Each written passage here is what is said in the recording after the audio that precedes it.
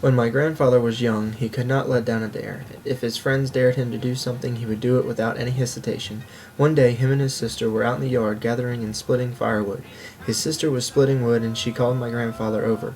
"Walt," she exclaimed, "come over here. I bet you will not cut my finger off if I put it in the chopping block." Walt, my grandfather, without hesitation, took the axe and proceeded to cut her index finger off.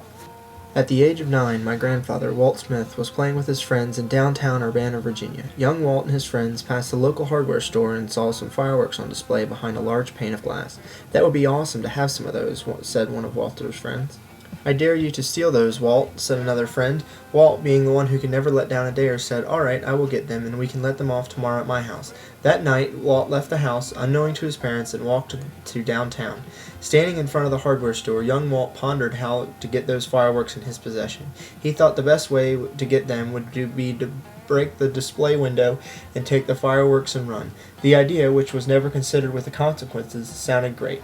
Walt walked across the street to an abandoned lot and picked up a big rock. He carried the jagged, oblong crime weapon across the street to the thick hardware store window and heaved it as hard as he could to shatter the window, leaving the items open to his leisure. He took the loot back to his house and made it back inside without awakening his parents and without wakening anyone else to see what he has done.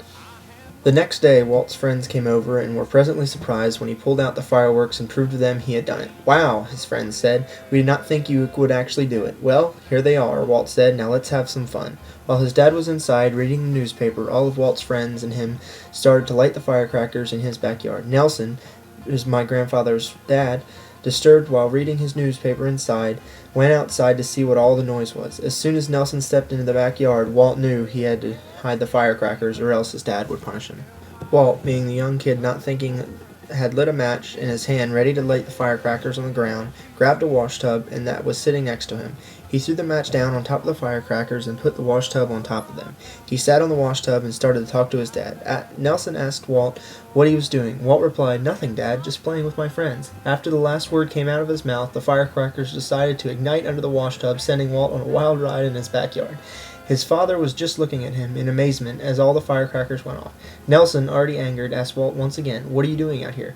Walt, not thinking, replied, "Nothing, just playing with my friends." Nelson, angered that his son lied to him twice, grabbed Walt off the washtub, lifted it off the ground, only to see all the firecrackers that Walt had stolen. Finally, in fear of his own good, Walt admitted to what he had done and told his dad the whole story. Nelson gave him a spanking like no other. One thing was for sure, Walt would never steal or lie to his dad ever again. Walt had to work and replace the hardware store window, the firecrackers, and his mother's washtub that was destroyed by the explosions that it endured. Needless to say, Walt learned his lesson.